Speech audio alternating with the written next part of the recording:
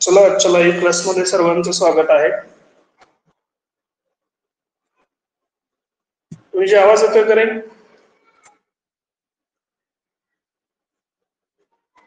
आवाज येतोय का? आणि स्क्रीन दिसते का फक्त एकदा? ठीक आहे.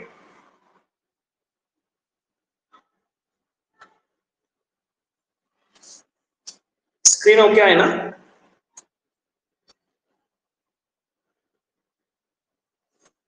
ठीक आहे. आजचा महाराष्ट्र भूगोलाचा आपला टॉपिक आहे ऊर्जा साधने. भूगोलाचा अत्यंत महत्वाचा टॉपिक. बरेचसे प्रश्न या टॉपिकवर येऊन गेलेले आहेत. तुमची सरळ सेवा असेल किंवा एमपीएससी असतील. ठीक आहे. ऊर्जा साधनं याच्यामध्ये तुमचे दगडी कोळसा आहे, खनिज तेल आहे, नैसर्गिक वायू, त्याच्यानंतर जलविद्युत, आणि मग अपारंपरिक मध्ये आपण अणुऊर्जा असेल, पवन ऊर्जा असेल, भूऔष्णिक ऊर्जा असेल किंवा सागरी लाटांपासून ऊर्जा निर्मिती असेल, हे सगळे घटक आज आपण क्लिअर करणार आहे. ओके, चला वेळ न करता आपण सुरू करू. ऊर्जा म्हणजे काय? ऊर्जा म्हणजे काय रे? ऊर्जा म्हणजे काय? तर ऊर्जा म्हणजे काय माहितीये? काम करण्याची शक्ती. ठीक आहे, सरळ सरळ प्रश्न तुम्हाला येऊ शकतो. काम करण्याच्या शक्तीला काय म्हणतात? काम करण्याची शक्ती म्हणजे काय? तर ऊर्जा. ओके, पोलीस भरतीकडे असा सरळ प्रश्न विचारू शकतो किंवा शकतात. तर काम करण्याची शक्ती म्हणजे ऊर्जा. ओके, ऊर्जा साधनांमध्ये महत्वाचं काय? तर ऊर्जा साधनांचे दोन प्रकार पडतात. एक पारंपरिक ऊर्जा साधने, बघा इथं लिहितो, एक पारंपरिक ऊर्जा साधने,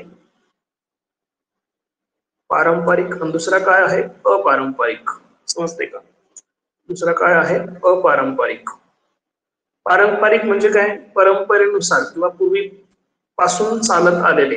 आणि अपारंपरिक म्हणजे काय? ज्यांचा वापर पूर्वी कधीही झालेला नाही असे, थोडक्यात. ओके, पारंपरिक म्हणजे पूर्वीपासून चालत आलेले, म्हणजे आपण दगडी कोळसा कंटिन्यू वापरतो, खनिज तेल वापरतो, नैसर्गिक वायू कंटिन्यू वापरतो, पाणी, जलविद्युत म्हणतो, हे पारंपरिक आहेत. आणि अपारंपरिक म्हणजे काय? ज्यांचा वापर आपण पहिल्यांदाच करणार आहोत, इथून पाठीमागे कधी केलेला नाही अशी साधनं. ओके, याच्यामध्ये काय येईल सांगा? अणुविद्युत प्रकल्प आहे ना, अणुपासून विद्युत निर्मिती पहिल्यांदाच केली आपण. त्याच्यानंतर पवन ऊर्जा असेल, सागरी लाटांपासून ऊर्जा निर्मिती असेल, किंवा भूऔष्णिक विद्युत निर्मिती असेल. ओके, सगळ्यांचं विश्लेषण आपण पुढे बघू. सध्या पारंपरिक जी ऊर्जा साधनं आहेत याची माहिती आपण थोडक्यात घेऊया. आता पारंपरिक मध्ये सगळ्यात महत्वाचा किंवा पहिला जो घटक आहे तो म्हणजे दगडी कोळसा, ज्याच्यावर परीक्षेला प्रश्न आपल्याला येतो. ओके, दगडी कोळसामध्ये काय महत्वाचं आहे? तर दगडी कोळसा या घटकामध्ये अभ्यास करताना दगडी कोळशाचे प्रकार, ओके, दगडी कोळशाचे प्रकार, जसं काल तुम्हाला लोह खनिजाचे प्रकार सांगितले, तसे आज दगडी कोळशाचे प्रकार देखील परीक्षेच्या दृष्टीने अत्यंत महत्वाचे आहेत. ओके, आणि मग कोळसा म्हटलं की आपलं औद्योगिकरण, समजतं ना, उद्योगधंद्यांची जननी. आपण काल तुम्हाला उद्योगांचा काना सांगितलं मी. उद्योगाचा काना कशाला म्हणायचं? लोखंडाला म्हणायचं, बरोबर ना. तर कोळशाला काय म्हणतात बघा? उद्योगधंद्यांची जननी. काय म्हणायचं? उद्योगधंद्यांची जननी. हे एकदम सोपं आहे बरं का. परीक्षेला प्रश्न आला ना तर चुकू शकतो. उद्योगधंद्यांची जननी कशाला म्हणायचं? कोळशाला म्हणायचं. उद्योगांचा काना कशाला म्हणायचं? लोखंडाला म्हणायचं.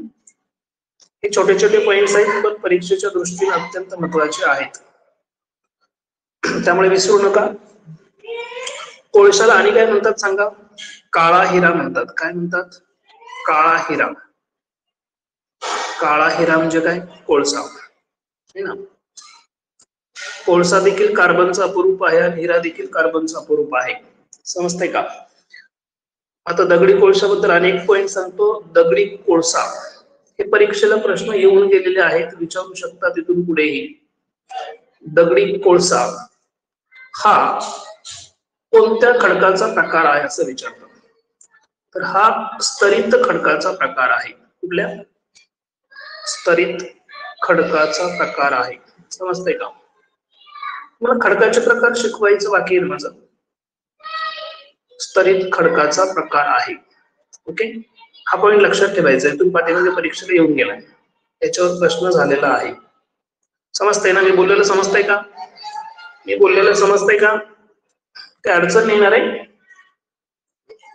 दगडी कोळसा हा स्तरित खडकाचा प्रकार आहे, ओके. दगडी कोळशाची निर्मिती कशी होते माहिती आहे का तुम्हाला? दगडी कोळशाची निर्मिती कशी होते माहिती आहे का? नाही माहिती? तर वनस्पती आणि प्राणी, वनस्पती आणि प्राणी अवशेष हे जमिनीखाली काढले जातात. काय म्हणतोय मी? वनस्पती आणि प्राणी जेव्हा जमिनीखाली काढले जातात, त्यांच्या अवशेषापासून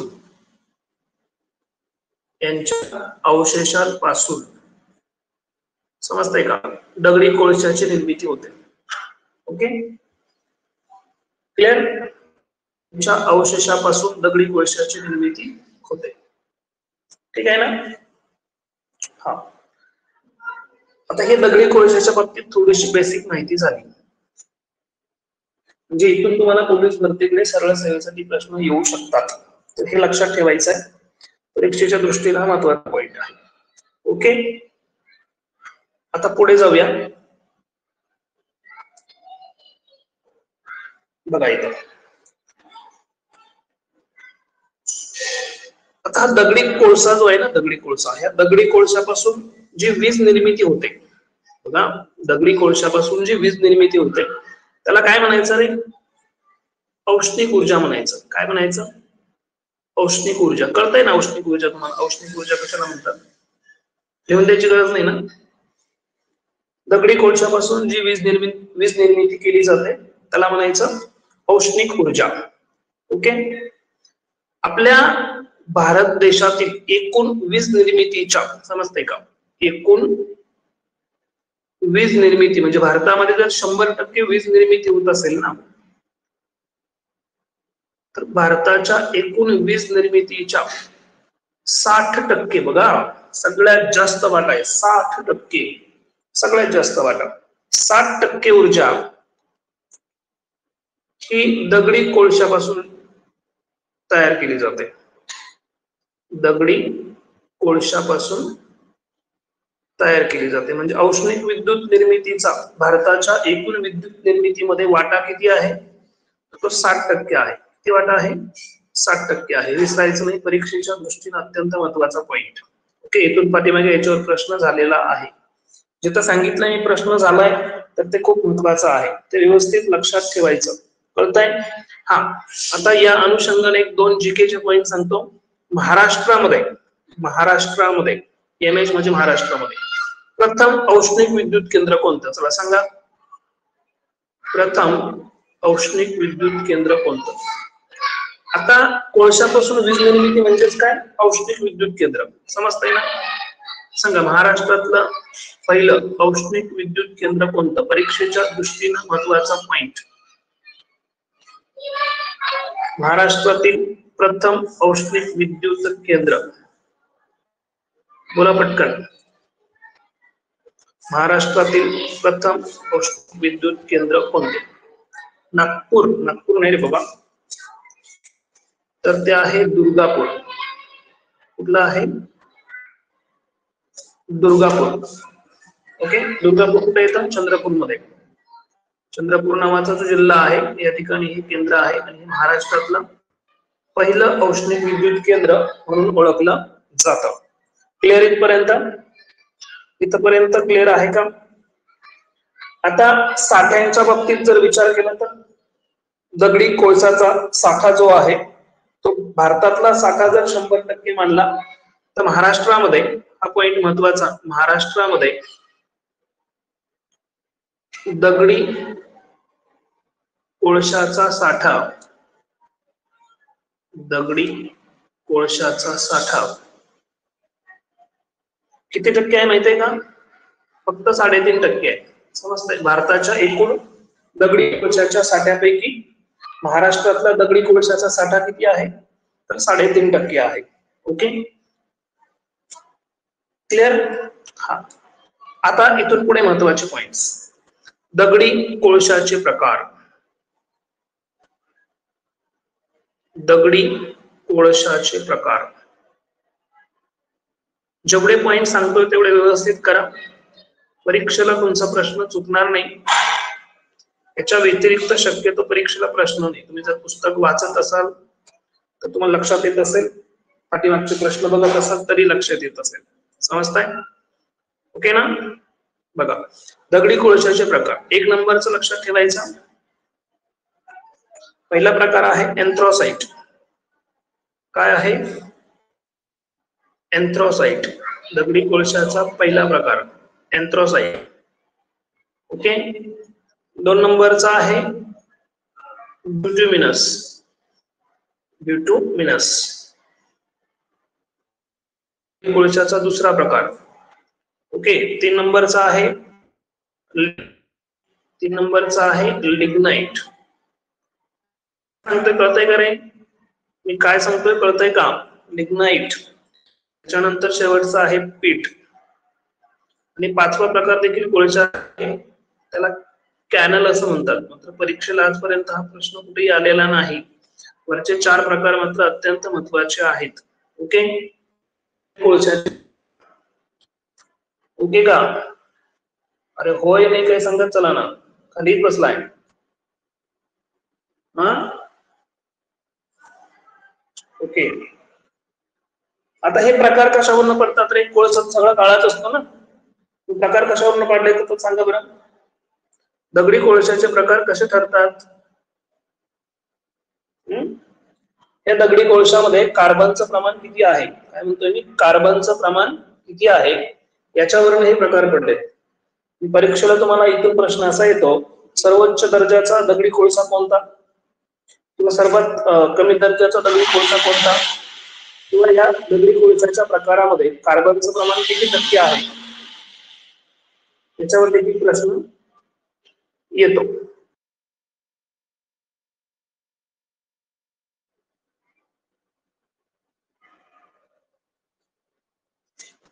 ओके करे?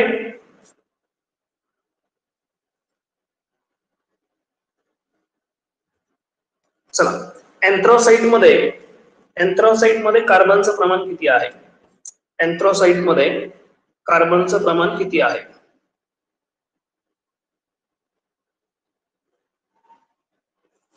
स्क्रीन पूर्ण ब्लर झाली का रे? ठीक आहे, हरकत नाही. एन्थ्रोसाइट मध्ये कार्बनचं प्रमाण आहे 90 ते 95%. किती सांगायचं? 90 ते 95%. ओके.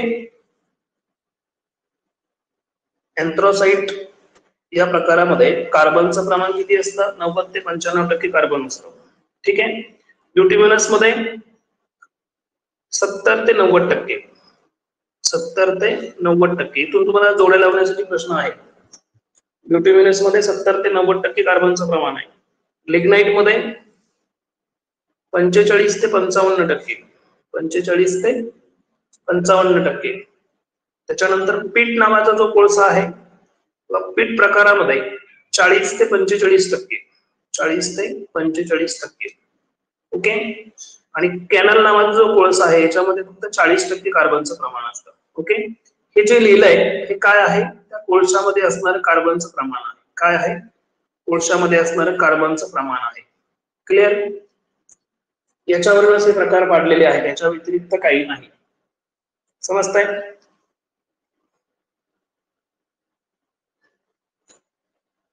आता हा अँथ्रासाइट जो आहे याच्यामध्ये कार्बनचं प्रमाण 90 ते 95% आहे. म्हणजे वापरासाठी जेवढा जास्त कार्बन तेवढा त्याच्यामध्ये तेवढी त्याच्यामधून ऊर्जा ही मिळू शकते आपल्याला. समजतंय? जास्तीत जास्त ऊर्जा ज्या कोळशापासून मिळते त्याला म्हणायचं सर्वोत्कृष्ट प्रतीचा कोळसा. सर्वोत्कृष्ट प्रतीचा कोळसा. ओके. हे प्रकार थोडक्यात पुढे विश्लेषित करतो मी आता. बघा इथं पहिला जो आहे तो अँथ्रासाइट आहे. अँथ्रासाइट नावाचा जो कोळसा आहे, अँथ्रासाइट, ओके, याच्यामध्ये कार्बनचं प्रमाण किती आहे? तर 90 ते 95% कार्बनचं प्रमाण आहे. समजते? म्हणजे फक्त 5 ते 10% आसपास याच्यामध्ये बाकीचे पदार्थ असते, बाकी सगळी ऊर्जा असते. समजते? जेवढा जास्त कार्बन तेवढी जास्त ऊर्जा तुम्हाला मिळेल. म्हणजे याच्यामधून काय मिळणार? सर्वाधिक उष्णता मिळणार. काय मिळणार? सर्वाधिक उष्णता मिळणार. समजताय? याच्यामधून सर्वाधिक उष्णता मिळते कारण याच्यामध्ये कार्बनचं प्रमाण जास्त आहे. कार्बनचं प्रमाण काय आहे? जास्त आहे. आणि म्हणून याला काय म्हणतात?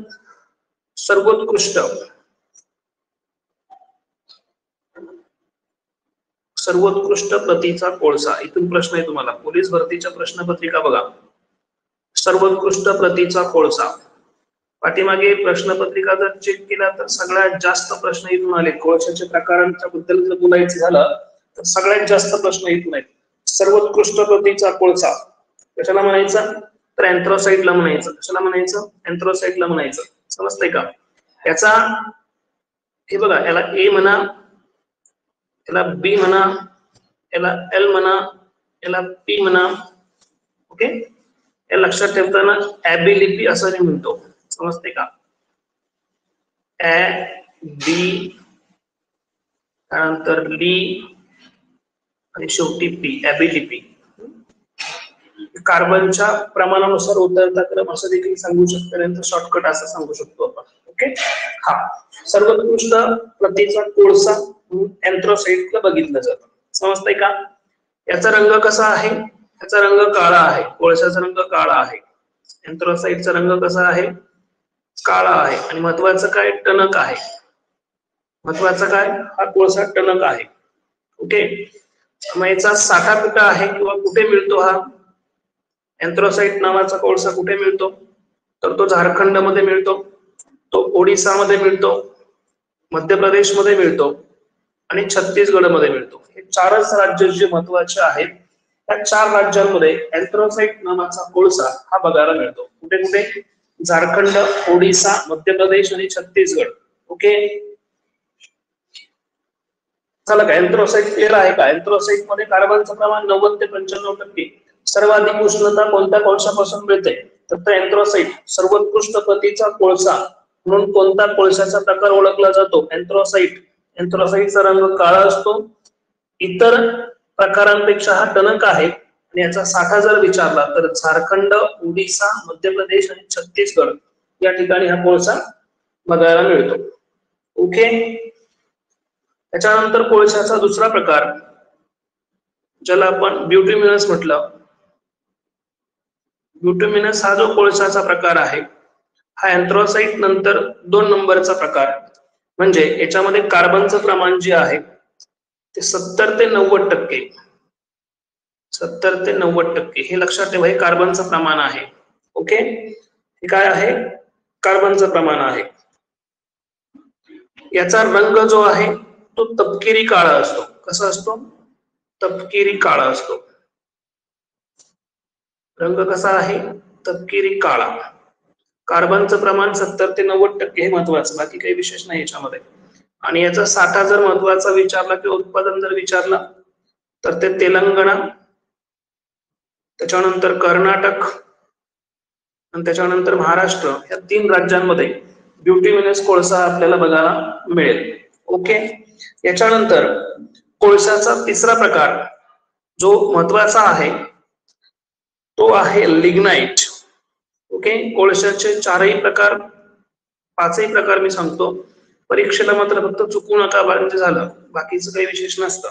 ठीक आहे. लिग्नाइट मध्ये कार्बनचं प्रमाण जर विचारलं, लिग्नाइट मध्ये कार्बनचं प्रमाण जर विचारलं तर ते 45 ते 55% एवढं आहे. 45 ते 55% एवढं आहे. ओके. 45 ते 55% एवढं जर कार्बनचं प्रमाण असेल तर अँथ्रासाइटच्या तुलनेमध्ये इथं लक्षात येईल उष्णता ही अँथ्रासाइटच्या तुलनेत कमी मिळेल है ना. मग या ठिकाणी 45 ते 55% हे कार्बनचं प्रमाण असेल, त्याच्यामुळे याच्यापासून ऊर्जा जी आहे ती कमी मिळते आणि ऊर्जा कमी मिळते. हे कार्बनचं प्रमाण 45 ते 55% असल्यामुळे ह्या कोळशामध्ये पाण्याचं प्रमाण जास्त आहे. पाण्याचं प्रमाण जास्त असल्यामुळे याच्यामधून धूर जास्त येतो. ठीक आहे. याचा रंग जर विचारला तर याचा रंग फिकट राखाडी. कसा आहे? फिकट राखाडी रंग याला बघायला मिळतो.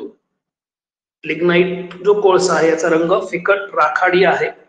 याचा साठा किंवा उत्पादन कोणत्या राज्यामध्ये होतं तर तो आहे तामिळनाडू, त्याच्यानंतर गोवा आणि मध्य प्रदेश. हे 3 राज्य प्रामुख्याने लक्षात ठेवायचे. त्याच्यामध्ये लिग्नाइट नावाचा कोळसा किंवा लिग्नाइट प्रकारचा कोळसा हा बघायला मिळेल. ओके. आणि 4 नंबरचा कोळसा आहे पीठ. कोळसाचा प्रकार कुठला? पीठ. ओके. याला काय म्हणतो आपण? हलक्या प्रतीचा कोळसा. सर्वोच्च प्रतीचा बघितला आपण अँथ्रासाइट होता, आणि हलक्या प्रतीचं जर विचारलं तर काय सांगणार? पीठ सांगणार है ना. प्रतीचा म्हणजे ते प्रकारचा. हलक्या प्रतीचा हा कोळसा आहे. याच्यामध्ये कार्बनचं प्रमाण किती आहे तर फक्त 40 ते 45% एवढंच कार्बनचं प्रमाण हे बघायला मिळतं. फक्त 40 ते 45% आणि बाकी 40 ते 45% हे पाण्याचं प्रमाण आहे. त्याच्यामुळे याच्यामधून धुराचा जास्त लोट बाहेर पडतो. याचा रंग जर विचारला तर लक्षात ठेवायचं तपकिरी करडा. कसा आहे? तपकिरी करडा. बघा जसे प्रकार बदलले तसे रंग देखील बदलले. मग असं मी सांगितलं सगळा काळ कोळसा जो आहे तो काळा असतो, तर तसं नाहीये. समजतंय ना. आता इथं जर बघितलं तर याच्यामध्ये ऊर्जेचं प्रमाण देखील कमी आहे, धुराचं प्रमाण मात्र जास्त आहे. अशा प्रकारचा हा पीठ प्रकारचा कोळसा आहे. ओके. हे 4 प्रकार फक्त लक्षात ठेवा. आणि एक प्रकार तुम्हाला लास्ट मी सांगितला, तो परीक्षेला कधी विचारलेला नाही, मात्र लक्षात ठेवा. कॅनल नावाचा कोळसा आहे. हा सर्वात निकृष्ट प्रतीचा कोळसा म्हणूया आपण, सर्वात निकृष्ट है ना. याचा वापर शक्यतो कुठे उद्योगामध्ये करत नाहीत. याचा रंग जो आहे ना तो रंग हे लक्षात ठेवा. याचा रंग जो आहे तो तपकिरी आहे. कसा आहे? तपकिरी आहे. मग याचा उपयोग जर कुठे उद्योगात करत नाही, कुठे इंडस्ट्रीमध्ये करत नाही, याचा उपयोग होतो कुठं तर याचा उपयोग डांबर तयार करण्यासाठी होतो. कुठे होतो? डांबर तयार करण्यासाठी. याचा उपयोग डांबर तयार करण्यासाठी होतो. हे लक्षात ठेवायचं. म्हणजे परीक्षेच्या दृष्टीने हा पॉईंट इथं महत्वाचा आहे. ओके. कॅनलचा उपयोग कुठे होतो? डांबर तयार करण्यासाठी. क्लिअर ना? ओके का? कोळशाचे प्रकार समजले का? ओके. गडबड नाही होत ना? तुम्ही लिहिताय का रे माझ्यासोबत? नाही लिहित ना? ओके ठीक आहे. आता एकदा फक्त बघून घ्या. ह्या स्लाइड सगळ्या सेव्ह असतात, नंतर तुमच्या नोट्स मध्ये हे सगळं सेव्ह राहतं. तिथून बघून नंतर लिहिलं तरी चालेल, गडबड होत असेल तर. ओके. चला आता थोडस पुढे जाऊया. कोळशाच्या बाबतीमध्ये उत्पादक देश आहे ना, कोळशाच्या बाबतीत उत्पादक देश देखील महत्वाचे. मग इथं मी 2 प्रकारे तुम्हाला सांगतो. जगाच्या दृष्टीने जर विचार केला तर सर्वाधिक साठा, कोळशाचा सर्वाधिक साठा. सर्वाधिक साठा असणं वेगळं आणि उत्पादन असणं वेगळं आहे ना रे. सर्वाधिक साठा कोणत्या देशात आहे? सर्वाधिक साठा कोणत्या देशामध्ये आहे? कोळशाचा सर्वाधिक साठा कुठल्या देशात आहे तर अमेरिकेत आहे. कुठल्या देशात आहे? अमेरिका. समजतंय का? अमेरिकेचा प्रथम क्रमांक लागतो साठ्याच्या बाबतीत. ओके. आणि इथं दुसरा लिहितो मी, सर्वाधिक दगडी कोळशाचं सर्वाधिक उत्पादन. समजतंय का? दगडी कोळशाचे सर्वाधिक उत्पादन कुठल्या देशात होतं? तर ते चीन मध्ये होतं. समजतंय? दगडी कोळशाचं सर्वाधिक उत्पादन कुठे होतं? चीन मध्ये होतं. कळतंय ना मी काय सांगतोय? मी काय सांगतो कळतंय ना? आता बघा, हे झालं जगाच्या बाबतीत. हे काय झालं? जगाच्या बाबतीत. मी तर भारताचा जर विचार केला तर आहे ना, जसं जगामध्ये आहे तसं भारतामध्ये देखील सर्वाधिक साठा कुठल्या राज्यात आहे आणि सर्वाधिक उत्पादन कोणतं राज्य घेतं हे महत्वाचं.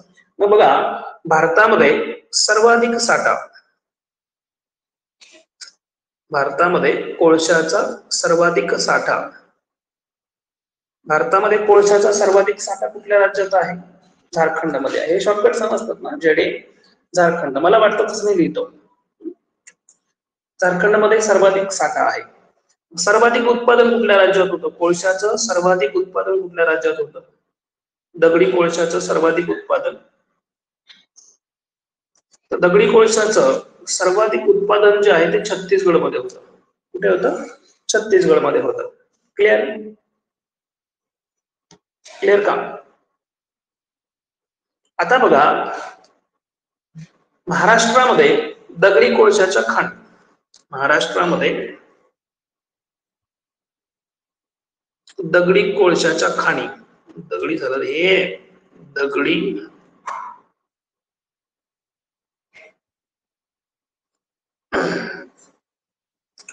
महाराष्ट्रामध्ये दगडी कोळशाच्या खाणी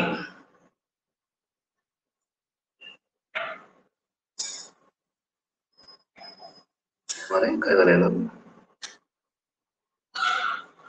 ओके, महाराष्ट्रामध्ये दगडी कोळशाच्या खाणी कुठं करायच्या? तर 3 जिल्हे लक्षात ठेवायचे प्रामुख्यानं. तुम्हाला काय खाणीपर्यंत कोण जात नाही बघा, एमपीएससी कडे डीप वर जाऊ शकतो, याच्यावर नाही. चंद्रपूर, त्याच्यानंतर नागपूर, हे 3 जिल्हे प्रामुख्याने लक्षात ठेवायचे. चंद्रपूर, नागपूर, तिसरा आहे यवतमाळ. हे 3 जिल्हे प्रामुख्याने लक्षात ठेवायचे. या 3 जिल्ह्यांमध्ये दगडी कोळशाच्या खाणी आहेत. ओके, या 3 जिल्ह्यांमध्ये दगडी कोळशाच्या खाणी आहेत. म्हणजे यवतमाळमध्ये जर गेला तर राजूर, वणी, अष्टोना, चिंचोली, ढानकी असे ठिकाणं आहेत. ओके, हा. तर चंद्रपूर, नागपूर, यवतमाळ हे 3 प्रमुख जिल्हे आहेत ज्याच्यामध्ये दगडी कोळशाच्या खाणी तुम्हाला बघायला मिळतील. ओके, आता दगडी कोळसा हे खनिज किंवा दगडी कोळसा ऊर्जा साधनांमध्ये ऊर्जा साधनांमधला महत्वाचा पॉईंट दगडी कोळसा, दगडी कोळशाचे प्रकार हे संपलंय. आता औष्णिक विद्युतकडे थोडस आपण जाऊया. ओके, औष्णिक विद्युत मध्ये तुम्हाला मग असं मी सांगितलं, म्हणजे इथं फक्त क्लिअर करून देतो, दगडी कोळशापासून निर्माण होणारी वीज म्हणजे काय रे? औष्णिक वीज. ओके, औष्णिक विद्युत आपण लिहूया आणि त्याच्यावरचे सगळे पॉइंट क्लिअर करूया, म्हणजे तुम्हाला परीक्षेला इथून कुठलाही प्रश्न आला तर तो चुकणार नाही. ओके, औष्णिक विद्युत क्लिअर. औष्णिक विद्युत मध्ये मग अशी काहीतरी सांगितलं मी, मला वाटतं महाराष्ट्रातलं काय म्हटलं रे, प्रथम औष्णिक विद्युत केंद्र सांगितलं काय मी इथं लिहितो, चला हरकत नाही, नसेल तर लिहून घ्या. महाराष्ट्रातील प्रथम केंद्र, इथं औष्णिक विद्युत लिहित नाही मी आता. चला सांगा, महाराष्ट्रातलं प्रथम औष्णिक विद्युत केंद्र कुठलं रे? सांगितलं का त्याच्यात मग अशी, बोला लवकर. महाराष्ट्रातलं प्रथम औष्णिक विद्युत केंद्र, बरोबर, दुर्गापूर है ना, दुर्गापूर. महाराष्ट्रातलं पहिलं किंवा प्रथम औष्णिक विद्युत केंद्र कुठलं? दुर्गापूर. ठीक आहे ना. मग मला सांगा, भारतातील दगडी कोळशाची पहिली खाण कुठली रे? ते कोळशामध्ये लिहिले आपण, ते मला राहिलं तुम्हाला सांगायचं.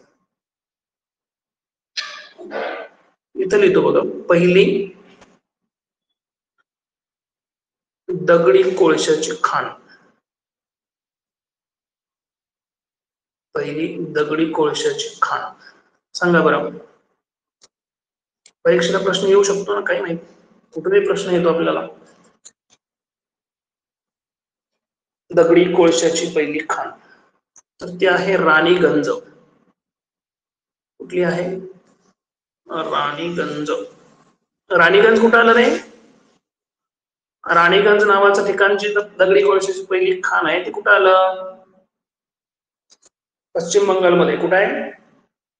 पश्चिम बंगालमध्ये. ओके ना? दगडी कोळशाची पहिली खाण पश्चिम बंगाल आहे ना? ओके, ठीक आहे. कुठे होतो आपण? विद्युत केंद्रामध्ये, सॉरी औष्णिक विद्युत केंद्रांमध्ये होतो. औष्णिक विद्युत केंद्रांमध्ये. महाराष्ट्रातलं पहिलं औष्णिक विद्युत केंद्र सांगितलं मी. महाराष्ट्रातलं प्रथम औष्णिक विद्युत केंद्र सांगितलं मी दुर्गापूर. दुर्गापूर कुठे आलं रे? चंद्रपूरमध्ये. कुठे आलं? चंद्रपूरमध्ये, विसरू नका. क्लिअर? ओके ना? चला, आता मला सांगा महाराष्ट्रामध्ये कुठे कुठे औष्णिक विद्युत केंद्र आहेत? परीक्षेला प्रश्न येतो. खापरखेडा औष्णिक विद्युत केंद्र कुठल्या जिल्ह्यात आहे? पारस नावाचं औष्णिक विद्युत केंद्र कुठे आहे? ना प्रश्न बघितलेत का नाही? पाठीमागच्या प्रश्नपत्रिका बघता की नाही रे? तिथं प्रश्न आहे ते. चला सांगा मग, लिहायचं महाराष्ट्रातले सगळे औष्णिक विद्युत केंद्र. आता दुर्गापूर चंद्रपूर झालं आहे ना? चला, हा पुढे घ्या. आता परळी वैजनाथ. सांगा कुठे? परळी वैजनाथ. परळी वैजनाथ हे औष्णिक विद्युत केंद्र कुठे आहे सांगा? तर हे बीड मध्ये आहे. कुठे आहे? बीड मध्ये आहे ना? त्याच्यानंतर कोराडी कुठे आहे सांगा? कोराडी. कोराडी औष्णिक विद्युत केंद्र कुठे आहे? नागपूरला आहे. कोराडी औष्णिक विद्युत केंद्र कुठे आहे? नागपूरला आहे ना? त्याच्यानंतर एक लहरे कुठे रे? एक लहरे. एक लहरे औष्णिक विद्युत केंद्र कुठे आहे सांगा? नाशिक मध्ये आहे. कुठे आहे? नाशिक मध्ये आहे. त्यानंतर खापरखेडा, परीक्षेला बऱ्याच वेळेला विचारलेला प्रश्न. खापरखेडा औष्णिक विद्युत केंद्र कुठे आहे? तर ते नागपूरमध्ये आहे. कुठे आहे? नागपूरमध्ये आहे. क्लिअर का? त्याच्यानंतर पारस नावाचं औष्णिक विद्युत केंद्र आहे. पारस. तर पारस औष्णिक विद्युत केंद्र जे आहे ते अकोल्यामध्ये आहे. अकोला नावाचा जिल्हा सांगतोय मी, अकोला. ठीक आहे. त्यानंतर धानू. धानू नावाचं औष्णिक विद्युत केंद्र आहे, हे ठाण्यामध्ये आहे. धानू नावाचं औष्णिक विद्युत केंद्र कुठे आहे? ठाण्यामध्ये आहे. झालं का? त्याच्यानंतर दीपनगर. दीपनगर इथे एक औष्णिक विद्युत केंद्र आहे. दीपनगर कुठे माहिती आहे? भुसावळ मध्ये आहे.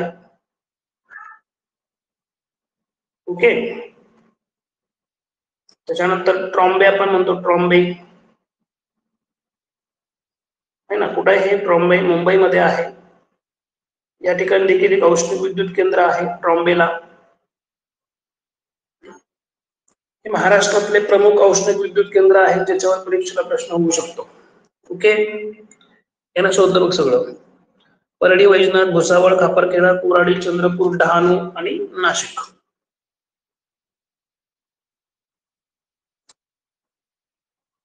हे डहाणू जे लिहिले ते डहाणू असं म्हटलं तरी चालेल ना? डहाणू असं म्हणा. ओके, क्लिअर का इथपर्यंत? इथपर्यंत क्लिअर आहे का? आता तुमच्या जुन्या प्रश्नपत्रिकेमध्ये जर कोणी प्रश्न बघितला असेल, एक प्रश्न मी सांगतो, कोणी बघितला का सांगा मला. महाराष्ट्रामध्ये सर्वाधिक क्षमतेचं औष्णिक विद्युत केंद्र कोणतं? बघितलंय की नाही? जर तुम्ही प्रश्नपत्रिका वाचत असतील ना, पोलीस भरतीवाले मेंबर, तर तुमचा हा प्रश्न लक्षात यायला पाहिजे. महाराष्ट्रामधलं सर्वाधिक क्षमतेचं किंवा सर्वात मोठा औष्णिक विद्युत प्रकल्प कुठे आहे? काय म्हणते सर, त्याने पुस्तक घेतलेस? अरे गप्प रे बाबा, त्याने पुस्तक घेऊ दिले, नाही घेऊ, तू काय करतोस? ते सांगते तरी अभ्यास करणं महत्वाचं आहे ना. कुठंतरी बघून सांगते ना, उत्तर तर सांगताय. आणि आता सगळं कॉपी करून पास झालेले मेंबर आहेत बाबा. कोरोनाच्या काळात सगळे ऑनलाईन बघायचं, दे का सुट्टी द्यायची नाही अजिबात, आहे ना. ठीक आहे, चला हरकत नाही. मी काय विचारतो तुम्हाला, महाराष्ट्रामधलं सर्वाधिक क्षमतेचं औष्णिक विद्युत केंद्र कोणतं? बोला पटकन. सर्वाधिक क्षमतेचं इथं लिहू. आता पुढची स्लाइड खराब नाही करत, लिहितो मी. दुर्गापूर. कुठला आहे? दुर्गापूर. विसरायचं नाही, परीक्षेला प्रश्न जर आला तर चुकायचा नाही. आपला उद्देश काय? तुम्हाला परीक्षेला कुठूनही प्रश्न पडू दे, याच्या बाहेरचा पडणार नाही, कळतंय का? याच्या बाहेरचा पडणार नाही. किती क्षमता याची? 2300 मेगावॅट. किती आहे?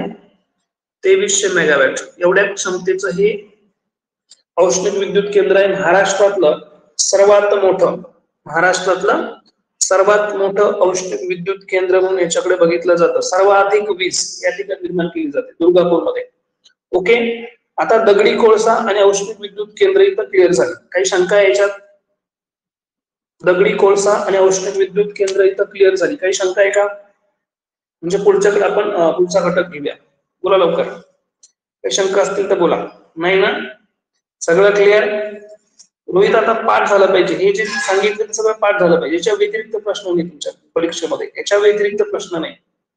जो घटक घेतलाय तेवढाच करायचा. काय म्हणता येईल? धोपावेमध्ये नियोजित आहे. ए, तू कुठून सांगतोय? सांगतोय जरा विजय, तुझ्या समोर पुस्तक नाही का? आता सांग, तुझ्या समोर पुस्तक नाही का? सांग.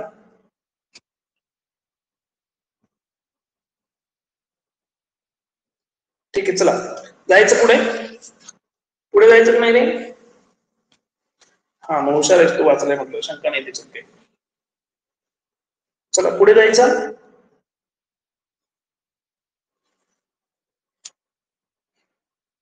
ओके, आता पारंपरिक ऊर्जा साधनांमधला दुसरा पॉइंट, खनिज तेल. काय म्हणायचंय मला? खनिज तेल. ओके, परीक्षेच्या दृष्टीने एखादा प्रश्न इथं होऊ शकतो. दगडी कोळसा मात्र अत्यंत महत्वाचा पॉइंट आहे. ओके, खनिज तेलांमध्ये बघण्यासारखं काय किंवा कुठून प्रश्न येतो बघा. खनिज तेलांच्या बाबतीमध्ये, खनिज तेल म्हणजे कळतं ना रे, त्याच्यापासून तुम्ही पेट्रोल, डिझेल, ऑइल, रॉकेल हे सगळं बनवता. त्याचा स्रोत काय आहे? खनिज तेल आहे ना. हे सगळे पदार्थ किंवा हे सगळे इंधन हे खनिज तेलापासून काढतात, है ना.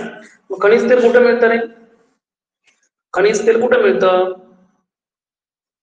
चला हरकत नाही, थोडक्यात एक पॉइंट आहे मी सांगतो तेवढे. ओके, खनिज तेलामध्ये महाराष्ट्राचा जर विचार केला तर महाराष्ट्राच्या पश्चिम बाजूला बॉम्बे हाय नावाचं क्षेत्र आहे समुद्रामध्ये.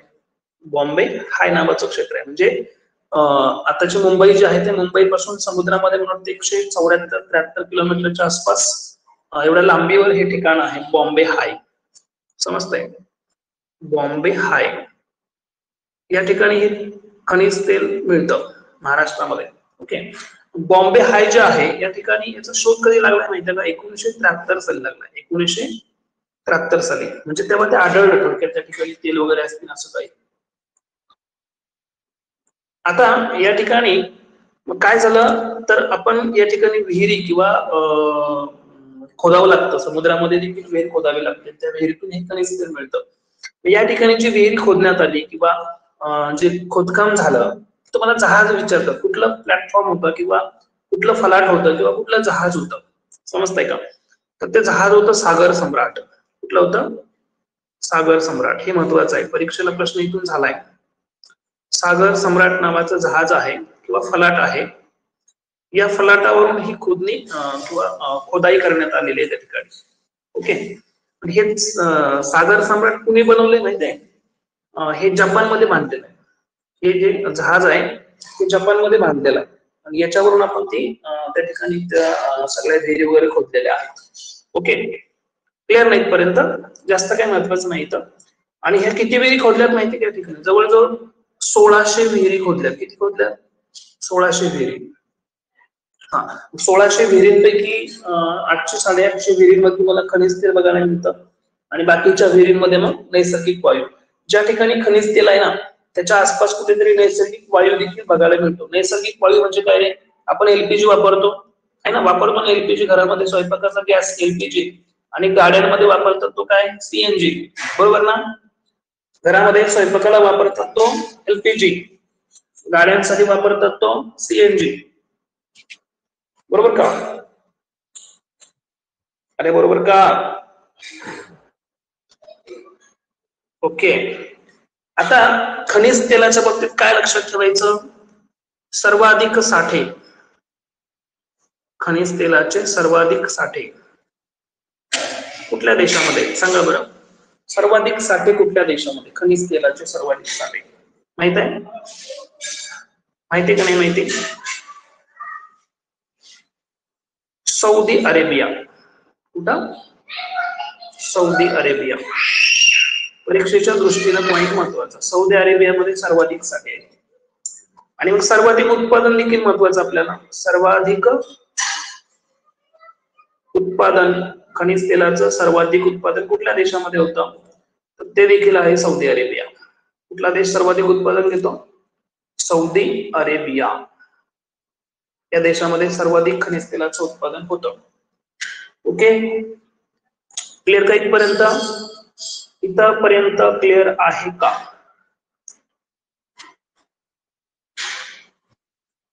ठीक आहे. आता पुढे जाऊया. नैसर्गिक वायूंच्या बाबतीत देखील एक पॉइंट काही महत्वाचे बघायचे आहेत आपल्याला, खनिज तेलाच्या अनुषंगाने ते देखील महत्वाचं आहे. आपण तिसरा घटकच त्याला बनवूया, नैसर्गिक वायू. नैसर्गिक वायू हे तुम्हाला लक्षात येईल, तुम्हाला प्रश्न विचारतील खालीलपैकी कोणता घटक किंवा कोणतं ऊर्जा साधन किंवा खालीलपैकी कोणती ऊर्जा साधने पारंपरिक आहेत आणि खालीलपैकी कोणती ऊर्जा साधने अपारंपरिक आहेत, कळतंय ना. नैसर्गिक वाचलं की तुम्ही त्याला अपारंपरिक म्हणाल असं नाहीये. नैसर्गिक वायू काय आहे, पारंपरिक ऊर्जा साधन आहे. परीक्षेला ऐकून प्रश्न होतात, पोलीस भरतीकडे अगदी साधारण प्रश्न असतात, सिंपल. खालीलपैकी कोणते कोणते साधने किंवा कोणकोणती ऊर्जा साधने हे पारंपरिक ऊर्जा साधने आहेत ते सांगा, अपारंपरिक आहेत ते सांगा. चुकायचं नाही. आपण काय बघतोय, पारंपरिक ऊर्जा साधन बघतोय. त्याच्यामध्ये आता काय सांगितलं मी, नैसर्गिक वायू. ओके, ज्या ठिकाणी दगडी कोळसा मिळतो, ज्या ठिकाणी खनिज तेल मिळतं, याच्याच प्रदेशामध्ये कुठेतरी नैसर्गिक वायू देखील मिळतात, समजते का. आणि हे काय आहे, वायू म्हटल्यावर वायुरूप इंधन आहे, समजते, वायुरूप इंधन आहे महत्वाचं. हे वायुरूप इंधन जे आहे हे भारतामध्ये आणि महाराष्ट्रामध्ये एकंदरीत महत्वाचं आहे.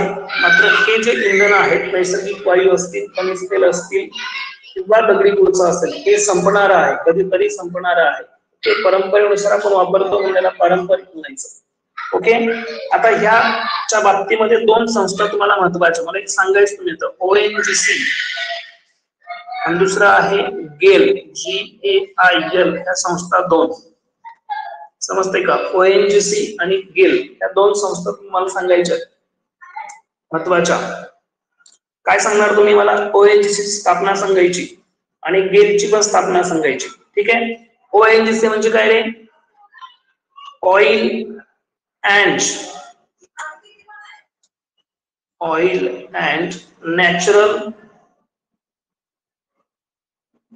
Natural gas corporation limited. Okay, नंतर शोधून घ्या. त्याच्यानंतर गेल म्हणजे काय, gas authority of India limited, समजते का. ह्या दोन संस्था, ह्या दोन संस्थांच्या स्थापना आणि मुख्यालय तुम्हाला शोधून सांगायचं. ओके, हा इथला पॉइंट नाहीये, त्या अनुषंगाने लक्षात ठेवा. ONGC ची स्थापना आणि मुख्यालय मला सांगायचं, गेलची स्थापना आणि मुख्यालय सांगायचं. ओके, ओके का. हा, आता बघा पुढे जाऊया आपण.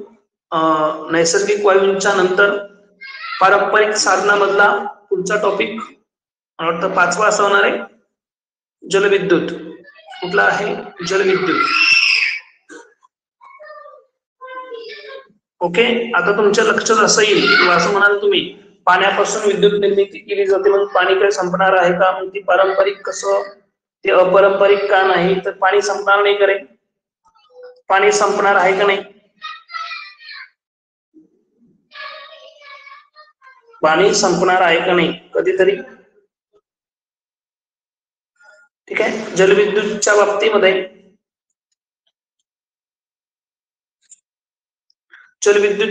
तुम्ही काय लक्षात ठेवायचं, भारतामध्ये पहिलं जलविद्युत केंद्र कोणतं, महाराष्ट्रामध्ये पहिलं जलविद्युत केंद्र कोणतं, महाराष्ट्रामधलं सर्वात मोठं जलविद्युत केंद्र कोणतं, हे सगळे पॉइंट्स इथं महत्वाचे आहेत.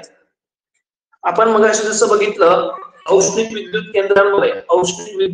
केंद्रांमध्ये भारताच्या एकूण वीज निर्मितीपैकी किंवा महाराष्ट्राच्या वीज निर्मितीपैकी औष्णिक विद्युत प्रकल्पाचा वाटा किती, जलविद्युत प्रकल्पाचा वाटा किती, हे लक्षात ठेवायचं.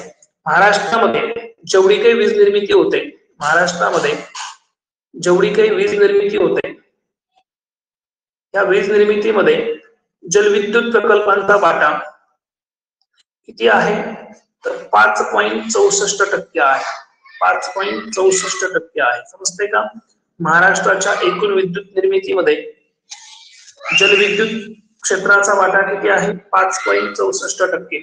ओके, क्लिअर का. हा, आता इथं लक्षात ठेवायचं महाराष्ट्रामध्ये काय धोम सातारा काय बाबा, धोम सातारा काय आहे, सूरज.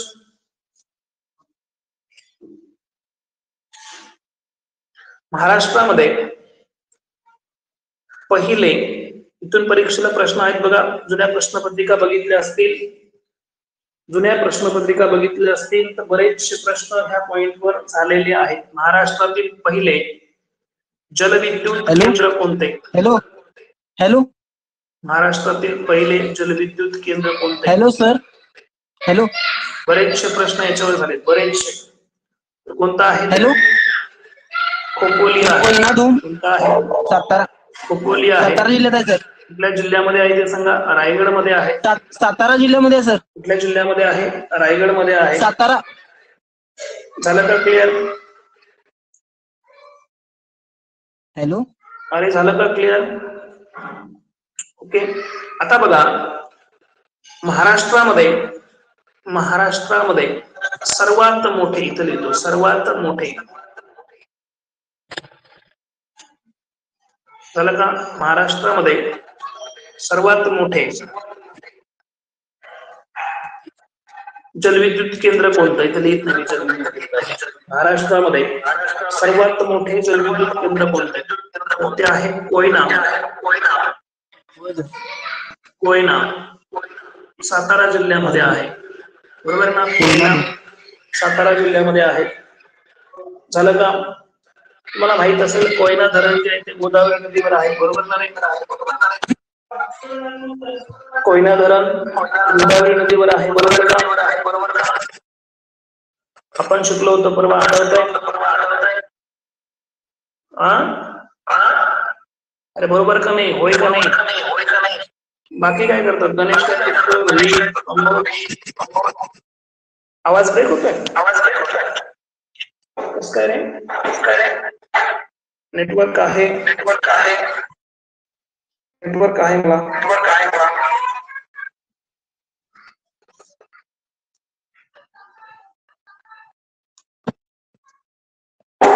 एकच मिनिट.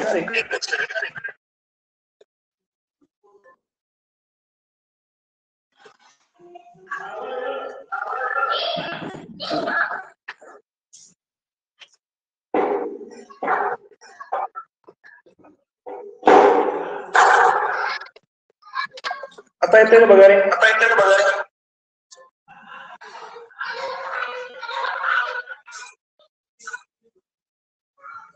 आपल्याच कोणाचं माहित चालू आहे, सूरज. हा हो सर, मला चालू, बंद करतो.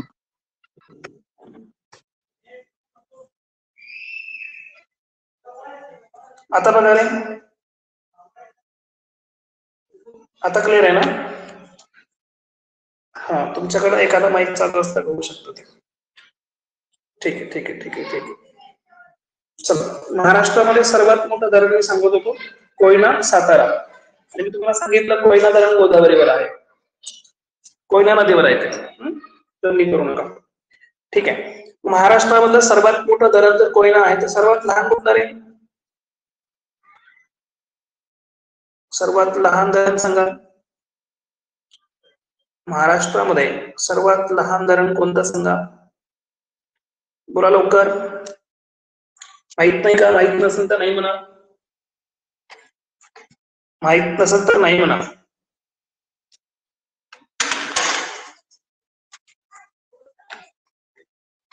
नाही माहिती? मग सांगितलं कोणतरी इथं, धोम सातारा.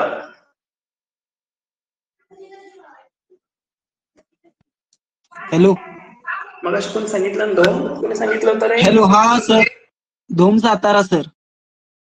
धोम धोम धोम सर जलविद्युत केंद्र आहे सर. कोणतरी बोललो होतो, हरकत नाही. सातारा. हॅलो. का सर्वात मोठं सर्वात लहान धरण झालं का? धरण म्हणण्यापेक्षा प्रकल्प, जलविद्युत प्रकल्प. सर्वात लहान जलविद्युत प्रकल्प. हॅलो. धरण तिथे खोलतो जरा. ओके. सर्वात लहान प्रकल्प, सर्वात मोठा प्रकल्प लक्षात ठेवायचा, परीक्षेच्या दृष्टीने अत्यंत महत्वाचा. आता इथं मी तुम्हाला एक विचारतो, भारतातील जलविद्युत प्रकल्प सांगा पहिला. भारतातील पहिला जलविद्युत प्रकल्प सांगा. इथं लिहितो बघा. माईक बंद करा तुमचा. सूरज माईक बंद करा जरा. हा करतो सर.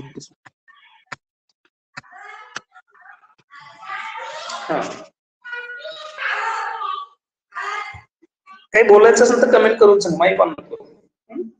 आवाजाला काहीतरी प्रॉब्लेम येतो कदाचित, ऍप्लिकेशनचा प्रॉब्लेम असेल तो. ठीक आहे. काय सांगत होतो तुम्ही? भारतातील पहिला जलविद्युत प्रकल्प. भारतातील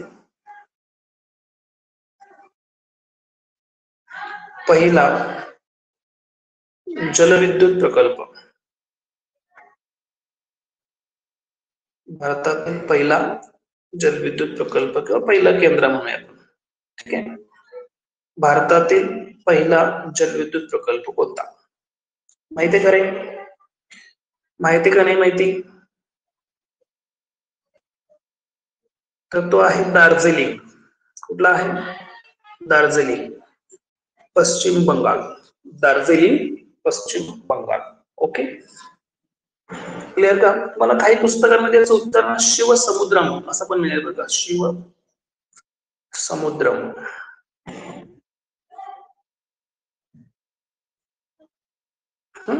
त्याला क्लिअर करून घ्या, म्हणजे तुमच्या परीक्षेमध्ये कसा प्रश्न येईल त्याच्यावर डिपेंड आहे. ठीक आहे.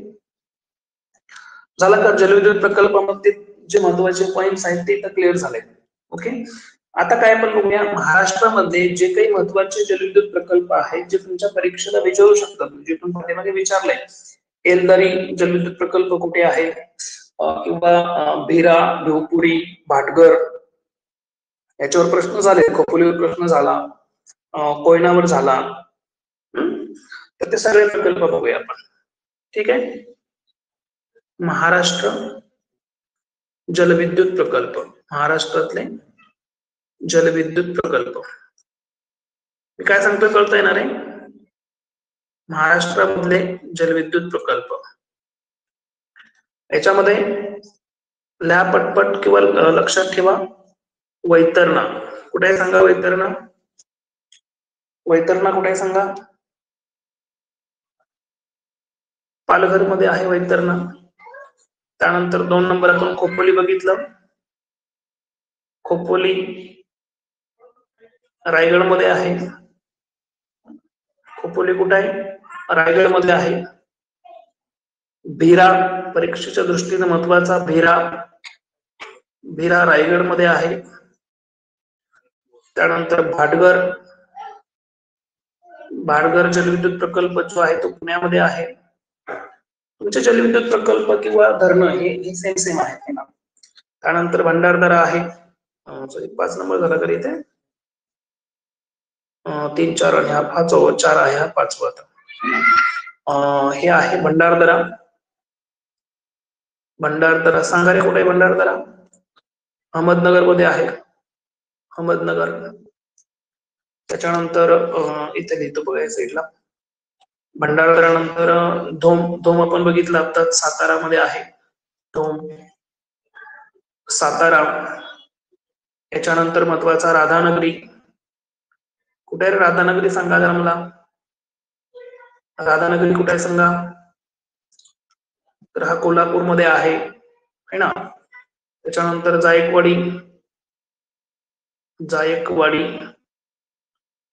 हा कुठं आहे? औरंगाबाद मध्ये आहे. कुठं आहे? औरंगाबाद मध्ये आहे. त्याच्यानंतर भातसा. भातसा जलविद्युत प्रकल्प जो आहे तो ठाण्यामध्ये आहे. ही सगळी धरणं आहेत बरं का. धरणं पण हेच आहे तर जलविद्युत प्रकल्प पण हेच आहे, लक्षात ठेवा. वीर धरण पण बघितलं होतं. वीर धरण पुण्यामध्ये आहे, बरोबर का. त्यानंतर तिल्लारी प्रकल्प लक्षात ठेवायचा. तिल्लारी सांगा रे तिल्लारी कुठे आहे? तिल्लारी कोल्हापूरमध्ये आहे. तिल्लारी कोल्हापूर है ना. त्यानंतर भिवपुरी आहे. भिवपुरी घेतलं का पण वरती नाही घेतलं ना भिवपुरी. तर भिवपुरी रायगड मध्ये आहे. ओके, हे महत्वाचे प्रकल्प. तुमच्याकडे लिस्ट असेल, कुठं पुस्तक असेल तर वाचून घ्या. परीक्षेच्या दृष्टीने अत्यंत महत्वाचा पॉइंट आहे. याच्यावर प्रश्न येतो आपल्याला. एक दगडी कोळशाच्या बाबतीत एक प्रश्न अपेक्षित आहे आणि जलविद्युत प्रकल्पांच्या बाबतीत एक प्रश्न अपेक्षित आहे. ओके, याच्यावर जर प्रश्न झाला तर विसरू नका, बाकी काही विषय नाही. चुकायचं नाही महत्वाचं. एकही मार्क झाला नको, बाकी काही विषय नाही.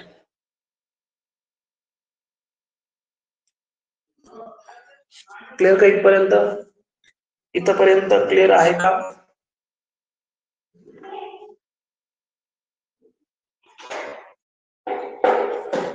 ठीक आहे, चला पुढे जाऊया. आता आपण काय बघितलं? पारंपरिक ऊर्जा साधने बघितली. आता बघायचे आपल्याला अपारंपरिक. काय बघायचे आहेत? अपारंपरिक ऊर्जा साधने काय बघायचे आहेत? कडविद्युत प्रकल्प. अपारंपरिक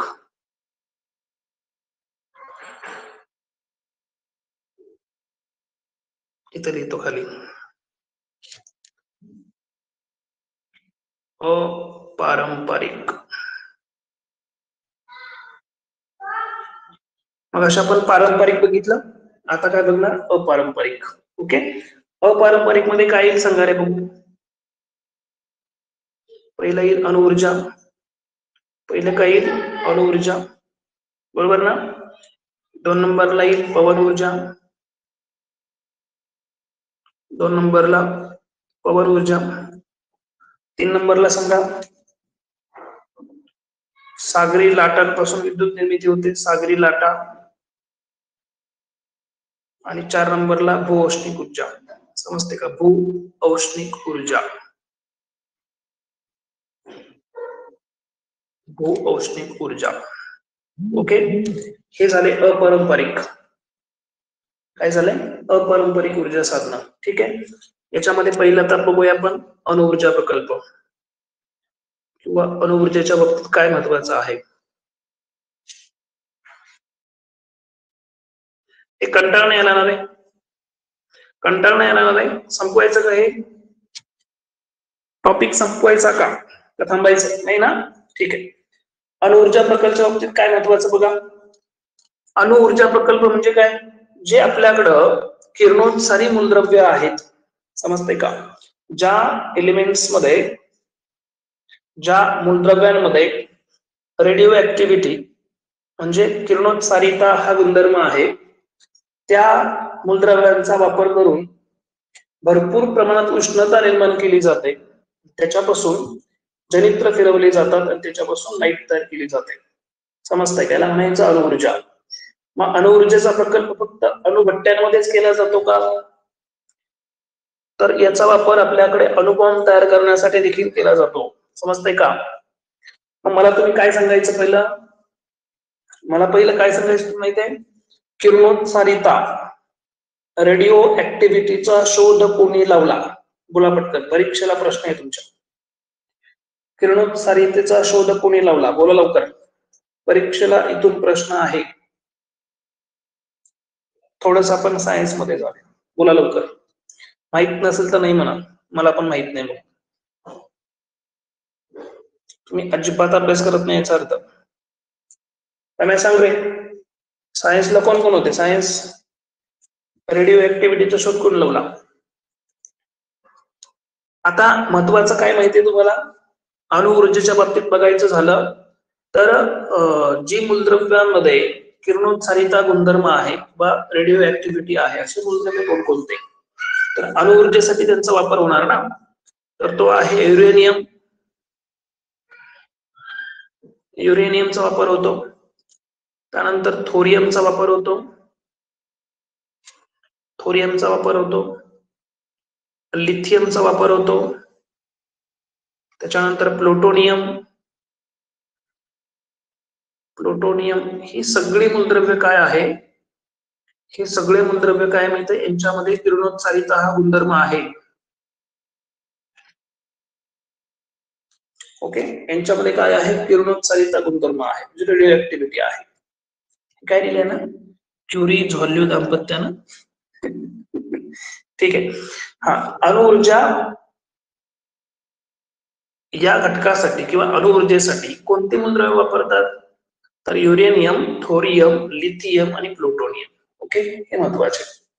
आता ह्या घटकांचा वापर करून काय होतं, अणुऊर्जेची निर्मिती किंवा अणुऊर्जा हा जो पॉइंट आहे किंवा अणुऊर्जा हा जो प्रकल्प आहे याच्यामध्ये एक लक्षात ठेवायचं, जिथून वीज निर्मिती होते त्याला अणुभट्टी म्हणतात. काय म्हणतात? अणुभट्टी म्हणतात. आणि याचा दुसरा वापर कशासाठी होतो? अणुबॉम्बसाठी होतो. काय होतो? अणुबॉम्बसाठी होतो. समजतंय का? समजतंय का? अणुभट्टी आणि अणुबॉम्ब. अणुभट्टीमधून काय होईल? वीज निर्माण होईल. अणुबॉम्ब काय सांगायची गरज आहे का? आतापर्यंत जगामध्ये 2च अणुबॉम्ब टाकले गेले, बरोबर का?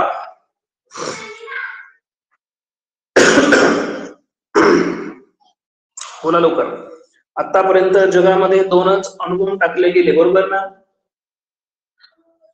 बघा इथं अणुभट्टीमध्ये 1-2 पॉइंट एक्स्ट्रा सांगतो तुम्हाला. अणुभट्टी जी आहे ना, अणुभट्टीमध्ये नियंत्रित शृंखला अभिक्रिया, बघा नियंत्रित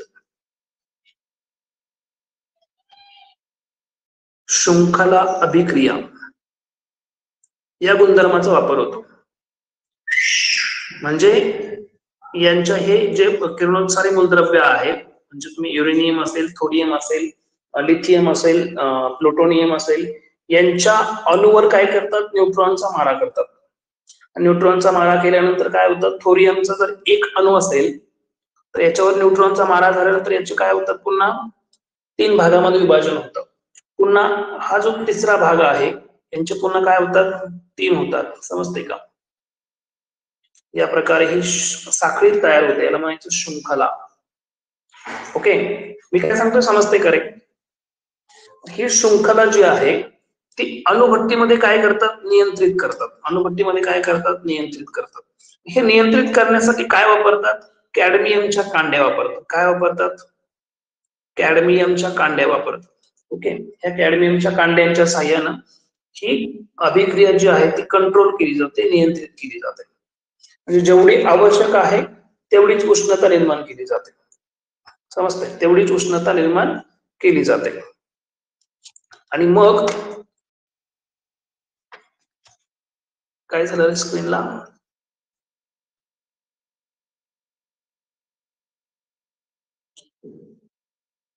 स्क्रीनला काय झालं? तुमची स्क्रीन दिसत नाही व्यवस्थित काय?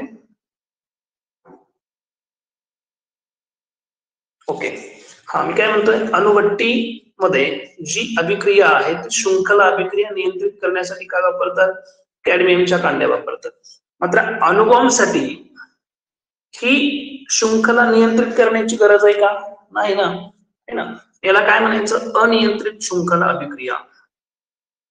काय म्हणायचं? अनियंत्रित शृंखला अभिक्रिया. कळतंय का? इथून प्रश्न बरं का तुम्हाला, जर प्रश्न आला तर चुकायचं नाही. ओके. अणुभट्टीमध्ये नियंत्रित शृंखला अभिक्रियेच्या साहाय्यानं वीज निर्मिती, आणि अणुबॉम्बमध्ये मात्र अशी कुठलीही शृंखला नियंत्रित करण्याची गरज नसते, त्याच्यामुळे तिथं अनियंत्रित शृंखला अभिक्रिया आहे ना. जेवढी ही शृंखला वाढेल तेवढं उष्णता जास्त होईल, तेवढं नुकसान जास्त होईल, आणि बॉम्बचा उद्देश तोच असतो, बरोबर ना.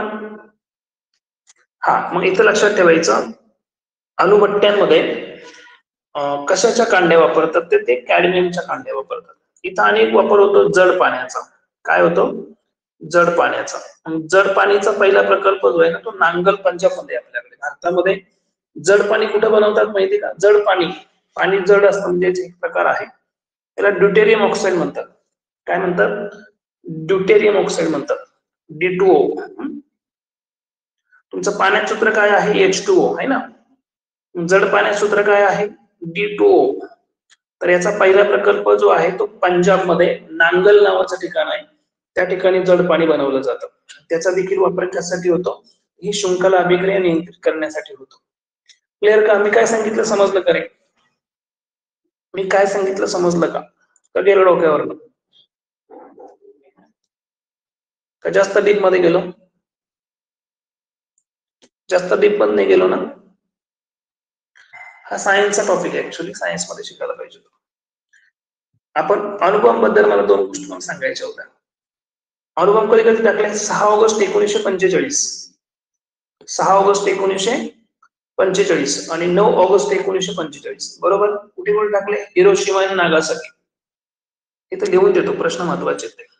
अणुबॉम्ब साठी एक स्लाइड आपण खर्च करू इथं. अणुबॉम्ब, ओके. पहिला कधी टाकला? 6 ऑगस्ट 1945. कुठे टाकला? हिरोशिमा. कुठे टाकला? हिरोशिमा. परीक्षेला प्रश्न येतो बरं का. दुसरा टाकला 9 ऑगस्ट 1945. कुठे टाकला? नागासाकी. ओके. हा, हे 2 अणुबॉम्ब टाकले. कुठे टाकले? कुणावर? कोणी टाकले? कुणावर? अमेरिकेने टाकले. बाकीचे बोलत का नाही रे? काय माहितच नाही तुम्हाला? ते पण काय माहिती का नाही रे? जपानवर टाकले अमेरिकेनं. ओके. बरं मला सांगा, हिरोशिमावर जो अणुबॉम्ब टाकला त्याचं नाव काय होतं? नागासाकीवर टाकलं त्याचं नाव काय होतं? माहितीये का? अणुबॉम्बचं नाव माहितीये का तुम्हाला? परीक्षेला प्रश्न येऊन गेलाय. हिरोशिमावर कोणता अणुबॉम्ब टाकला? तर तो होता लिटल बॉय. कोणता होता? Little boy. ओके. हा सुशांत, लिटल बॉय. आणि नागासाकीवर टाकला तो कुठला होता? फॅटमॅन. कुठला होता? फॅटमॅन. ओके. काही अडचण आहे का आता? कॅडमियमच्या कांड्या, नांगल पंजाब, जड पाणी, ड्यूटेरियम ऑक्साईड, कळलं ना? अरे कळलं का नाही?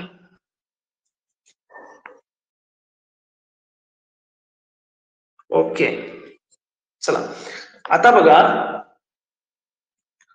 भारतामध्ये अणुशक्तीचा वापर जो सुरू झाला किंवा अणुऊर्जेचा वापर करून वीज निर्मिती असेल किंवा अणुबॉम्ब निर्मिती असेल, या सगळ्या गोष्टीला जी सुरुवात झाली ना, ती सुरुवात कशी झाली माहिती? भारतामध्ये पहिल्यांदा भारतीय, बघा हा, भारतीय अणुशक्ती, भारतीय अणुशक्ती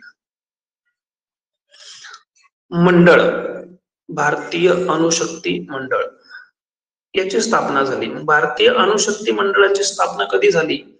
तर ती झाली 10 ऑगस्ट 1948 ला. कधी झाली? 10 ऑगस्ट 1948 ला. समजतंय? आणि मग भारतामध्ये जी अणूच्या बाबतीतची क्रांती झाली किंवा अणूच्या बाबतीचं संशोधन झालं, त्याच्यामध्ये डॉक्टर होमी जहांगीर भाभा हे नाव खूप महत्वाचं, ज्याला भारतीय अणुविज्ञानाचे जनक असं म्हणतात. समजतंय का? भारतीय अणुविज्ञानाचे जनक, कळतंय? भारतीय अणुविज्ञानाचे जनक कोण? डॉक्टर जहांगीर होमी भाभा. ओके, हा प्रश्न परीक्षेला महत्वाचा आहे. क्लिअर? आता आपल्याकडे यांच्या नावाने एक रिसर्च सेंटर आहे ज्याला आपण भाभा ॲटॉमिक रिसर्च सेंटर, ज्याला बार्क म्हणतो, बरोबर. बार्कची स्थापना कधी झाली? तर 1957 झाली. कधी झाली? 1957 झाली. परीक्षेला इथून प्रश्न येतो, परीक्षेला इथून प्रश्न येतो. ठीक आहे. भारतातील, इथं लिहितो बघा, भारतातील पहिला अणुऊर्जा प्रकल्प,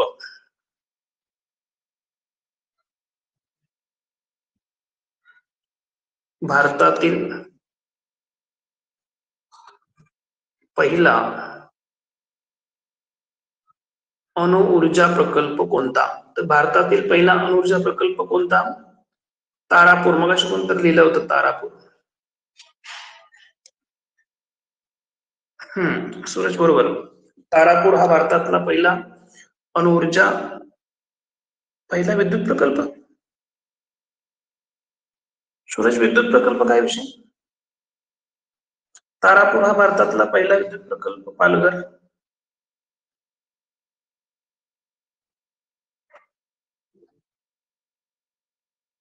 नाही रे, विद्युत प्रकल्प लिहिलेस ना वरती सूरज, विद्युत प्रकल्प लिहिलायस. पहिला अणुऊर्जा प्रकल्प कुठला? तारापूर.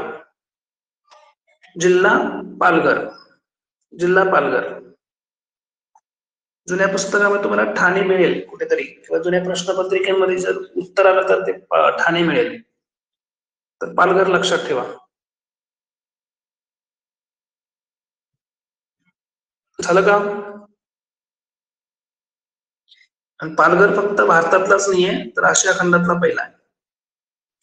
महाराष्ट्रातला पहिला असणार ना तो. आशिया खंडातला पहिला अणुविद्युत प्रकल्प आहे तो. भारतातला पहिला झाला, महाराष्ट्रात देखील पहिला झाला. ओके. हा. आता एक प्रश्न, एक महत्वाचा तुम्हाला सांगतो. जैतापूरवर एक प्रश्न येऊ शकतो. जैतापूर. जैतापूर कुठे सांगा? तालुका माडबन, जिल्हा रत्नागिरी. तालुका माडबन, जिल्हा रत्नागिरी. याच्यावर पाठीमागच्या प्रश्नपत्रिका बघा. ह्या जैतापूरला 9,900 मेगावॅट क्षमतेचा अणुऊर्जा प्रकल्प तयार होणार आहे. हा नियोजित आहे, अजून तो पूर्ण झालेला नाही. समजताय? जैतापूरला 9,900 मेगावॅट क्षमतेचा अणुऊर्जा प्रकल्प तयार होणार आहे. हा मला वाटतं आशिया खंडातला सर्वात मोठा असेल. समजतंय का? आशिया खंडातला सर्वात मोठा असेल. इथून तुम्हाला प्रश्न आलेला आहे बरं का, पाठीमागची प्रश्नपत्रिका बघा. जैतापूर अणुऊर्जा प्रकल्पाला कोणत्या कंपनीचं सहकार्य आहे? सांगा बरं. जैतापूर अणुऊर्जा प्रकल्पाला कोणत्या कंपनीचे सहकार्य आहे? पाठीमागच्या प्रश्नपत्रिका बघा, पोलीस भरती त्याच्यामध्ये हे प्रश्न तुम्हाला बघायला मिळतील. कुणी वाचलंय का सांगा? इथून प्रश्न महत्वाचा, अपेक्षित आहे आणि महत्वाचा आहे, आणि तुमचे उत्तर चुकू शकतात. जैतापूर अणुऊर्जा प्रकल्पाला कोणत्या कंपनीचं सहकार्य आहे? ती फ्रान्सची कंपनी आहे. फ्रान्सची कंपनी आहे, तिचं नाव आहे EDF. कुठल्या कंपनीचं सहकार्य आहे? EDF. ओके. आणि ह्या EDF कडे हे सहकार्य देण्याच्या अगोदर ते अरेवा कंपनीकडे होतं. कुणाकडे होतं? अरेवाकडे होतं. ओके. आता मात्र कुठली कंपनी आहे? EDF आहे. क्लिअर का? सुशांत, क्लिअर का? याच्यापूर्वी अरेवा कंपनीचं सहकार्य होतं, आता मात्र EDF कंपनीचं सहकार्य आहे. इथून पुढे जर प्रश्न आला तर काय सांगणार? EDF सांगायचं. ओके ना? हा, ठीक आहे. आता महत्वाच्या अणुभट्ट्या, महत्वाच्या अणुभट्ट्या ज्यातून परीक्षेला प्रश्न येऊ शकतो. महत्वाच्या अणुभट्ट्या, तर पहिली लक्षात ठेवायची अप्सरा. कुठली लक्षात ठेवायची? अप्सरा. समजतंय? सहकार्य कुणाचं? अप्सरा आपल्याला तयार करण्यासाठी अप्सरा भट्टीचं आपण निर्माण केलं. याला सहकार्य कुणाचं झालं? ब्रिटनचं लाभलं. कुणाचं लाभलं? ब्रिटनचं लाभलं. समजतंय का? ब्रिटन देशाने आपल्याला सहकार्य केलं आणि आपण अप्सरा नावाची अणुभट्टी उभारली. कधी उभारली होती माहिती का रे? 1956 मध्ये. कधी उभारली होती? 1956 मध्ये. चला, त्याच्यानंतर दुसरी आहे सायरस. दुसरी कुठली आहे? सायरस. सायरस अणुभट्टी जी आहे ती आपण उभारली 1960 ला आणि याला सहकार्य आहे कॅनडाचं. ओके, नंतर ते कॅनडानं काढून घेतलेलं आहे. मात्र पहिल्यांदा सहकार्य कुणाचं होतं? कॅनडाचं होतं. ओके, 3 नंबरला आहे झर्लिना. हा क्रम लक्षात ठेवायचा. झर्लिना. झर्लिना आहे 1961 ला. समजतंय? 1961 ला. आणि ही काय आहे? स्वदेशी बनावटीची आहे. पूर्ण भारतानं बनवलेली आहे. याला कुणाचंही सहकार्य नाही. स्वदेशी बनावट. ओके, स्वदेशी बनावटीची अणुभट्टी आहे. त्यानंतर 4 नंबरला आहे पौर्णिमा. पौर्णिमा याच्यामध्ये पौर्णिमा 1, पौर्णिमा 2 आणि पौर्णिमा 3 असे टप्पे आहेत. पौर्णिमा 1 जो टप्पा आहे तो 1971 ला कंप्लीट झालेला आहे. दुसरा 1985 ला आहे आणि तिसरा जो आहे तो 1990 ला आहे. ओके, पौर्णिमाच्या बाबतीमध्ये झालं का? त्यानंतर 5 नंबरला आहे ध्रुव. ध्रुवची निर्मिती 1985 ला झालेली आहे. 1985 ला झाली आहे. आणि 6 नंबरची आहे कामिनी. कामिनी ही जी अणुभट्टी आहे याची स्थापना 1990 ची आहे. ओके, ह्या भारतातल्या महत्वाच्या अणुभट्ट्या. ओके, आता तुम्हाला काय लक्षात ठेवायचं? आपण आशिया खंडातला पहिला अणुऊर्जा प्रकल्प बघितला, तोच महाराष्ट्रातला पहिला अणुऊर्जा प्रकल्प आहे आणि तोच भारतातला देखील पहिला अणुऊर्जा प्रकल्प आहे. महाराष्ट्रातले अणुऊर्जा प्रकल्प आणि भारतातले अणुऊर्जा प्रकल्प तुम्हाला लक्षात ठेवायचे आहेत. अणुऊर्जा प्रकल्प, अणुऊर्जा प्रकल्प. ठीक आहे. अणुऊर्जा प्रकल्पामध्ये महत्वाचे कोणकोणते बघा? काकरापारा पहिला आहे. काकरापारा. काकरापारा कुठे माहितीये का रे? गुजरात मध्ये आहे काकरापारा. 2 नंबर कैगा. 2 नंबरला आहे कैगा अणुऊर्जा प्रकल्प. हा कर्नाटक मध्ये आहे. नाव आठवतात का रे काही? त्यानंतर नरोरा नावाचा प्रकल्प आहे. नरोरा हा उत्तर प्रदेश मध्ये आहे. त्यानंतर रावत भाटा. रावत भाटा. रावत भाटा राजस्थान मध्ये आहे. त्याच्यानंतर 5 नंबरला कल्पकम. तर कल्पकम जो आहे तो तामिळनाडू मध्ये आहे. ओके, त्याच्यानंतर कुडानुकुलम एक लक्षात ठेवायचं. 6 नंबरला येतो मी. कुडानुकुलम. कुडानुकुलम. ओके, तर हा प्रकल्प देखील तामिळनाडू मध्ये आहे.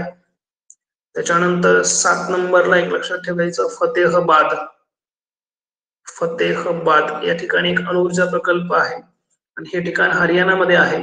ओके, आणि 8 नंबर लक्षात ठेवायचे तारापूर. तारापूर नियोजित एक असलेला जैतापूर आणि तिसरा नियोजित आहे उमरेड. उमरेड ही सगळे कुठे आहेत? महाराष्ट्रामध्ये. मग अशी मी सांगितलं जैतापूर रत्नागिरीत आहे. उमरेड नागपूरला आहे. लक्षात ठेवा, उमरेड नागपूरला आहे. ओके, हे महत्वाचे अणुऊर्जा प्रकल्प परीक्षेच्या दृष्टीनं महत्वाचे आहे. तिथून प्रश्न होऊ शकतात. क्लिअर आहे का इथपर्यंत? इथपर्यंत क्लिअर आहे का? पुढे जायचं का? 1-2 पॉइंट फक्त बाकी, पटपट होऊन जाईल, आता संपेल. ठीक आहे. याच्यानंतर आहे पवन ऊर्जा. याच्यानंतर आहे पवन ऊर्जा.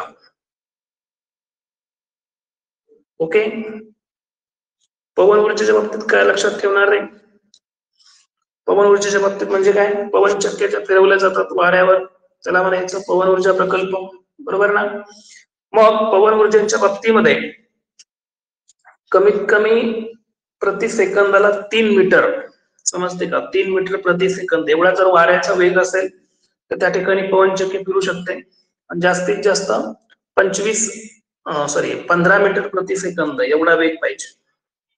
मात्र जर वाऱ्याचा वेग 25 मीटर प्रति सेकंदापेक्षा जास्त असला तर पवन चक्क्या फिरून चालत नाही. आपल्याकडे पावसाळ्यामध्ये पवन चक्क्या बंद असतात, बरोबर का आकाश? पावसाळ्यात पवन चक्क्या बंद असतात माहिती का? जोराचा वारा असेल. त्याचं कारण तेच आहे, 25 मीटर प्रति सेकंदापेक्षा जास्त जर वेग असेल तर पवन चक्क्या बंद असतात, त्या फिरून चालत नाही, है ना? ते सगळं सेन्सरवर चालतं. त्याचं टेम्परेचर वाढलं तरी बंद पडतं ते. पवन चक्क्या टाकता का पवन चक्क्या? एक पवन चक्की घ्यायला सांगतो, एक पवन चक्की घ्यायला कमीत कमी 20 कोटी रुपये लागतात. 20 कोटी रुपये. आणि एक वर्षभर जर पवन चक्की व्यवस्थित चालली ना, व्यवस्थित, जे वाऱ्याचं प्रमाण जर वगैरे चांगलं असेल आणि कंटिन्यू जर फिरत असेल तर ती एका वर्षामध्ये कमीत कमी 5 ते 6 कोटी रुपये कमवते. एवढं उत्पन्न मिळतं, 5 ते 6 कोटीचं. घेतात पवन चक्क्या वगैरे, पवन चक्क्या घेतात आकाश? ते वरच्या लोकांना भाड्याने मिळतात काय? 5 ते 6 कोटी वर्षाला चेष्टा आहे. 20 कोटी एकदाच गुंतवायचे.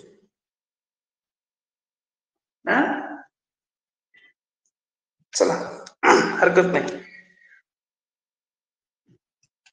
तुमच्या रानात रे.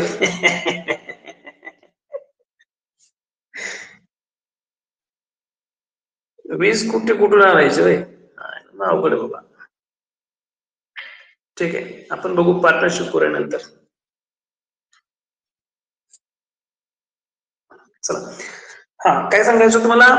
महाराष्ट्रामध्ये बघा, महाराष्ट्रामध्ये पवन ऊर्जा किंवा पवन ऊर्जा प्रकल्पांना सुरुवात 1997 पासून झाली. कधीपासून झाली? 1997 पासून झाली. समजते? महाराष्ट्रामध्ये पवन ऊर्जा प्रकल्पाला सुरुवात कधी झाली? 1997 पासून. ओके. जगामध्ये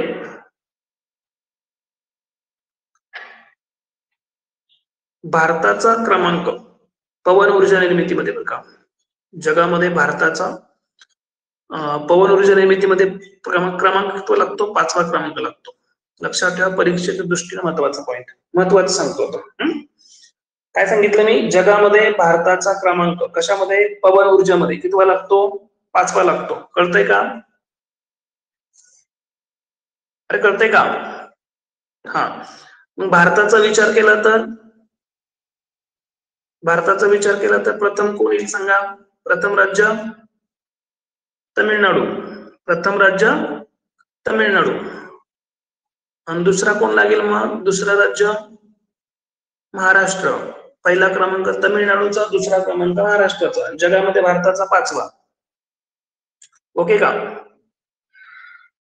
जगामध्ये भारताचा क्रमांक कितवा लागतो? 5वा क्रमांक लागतो.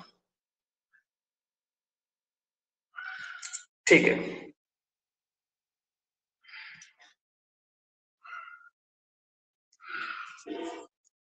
एक मिनिट, नवीन स्लाइड घेतो, हे सेव्ह करतो मी आणि पुढच्या स्लाइड घेतो.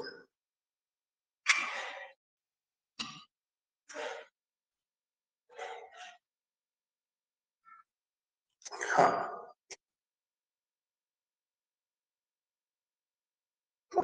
तमिळनाडू प्रथम, महाराष्ट्र दुसरा, असंच होतं ना? हा, आता बघा इथं महत्वाचा पॉइंट, आशिया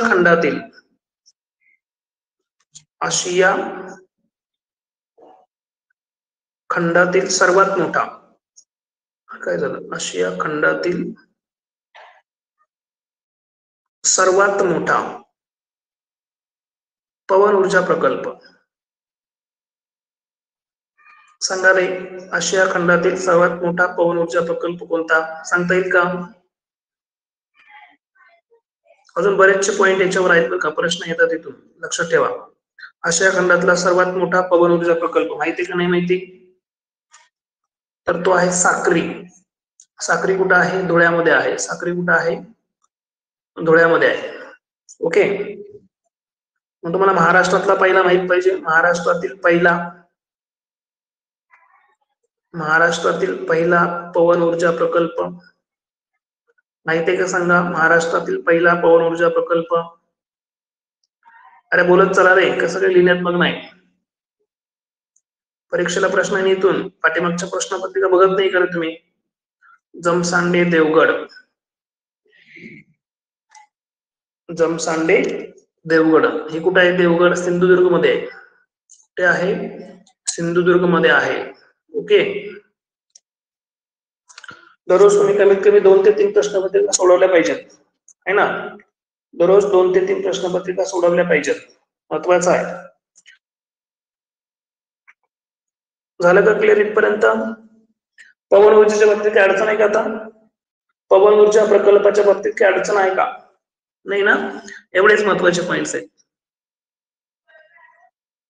ठीक आहे, पुढचा बघा आता, सागरी लाटा. सागरी लाटा, समुद्राच्या लाटा असतात ना, त्याच्यापासून देखील विद्युत निर्मिती केली जाऊ शकते बरं का. सांगा रे,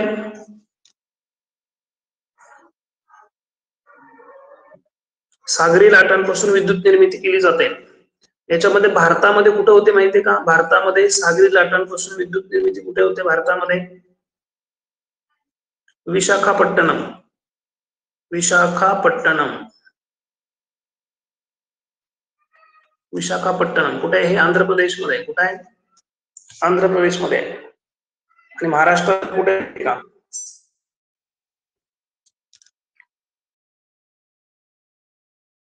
कुठे आहे? बुधल. कुठे आहे? रत्नागिरीमध्ये आहे.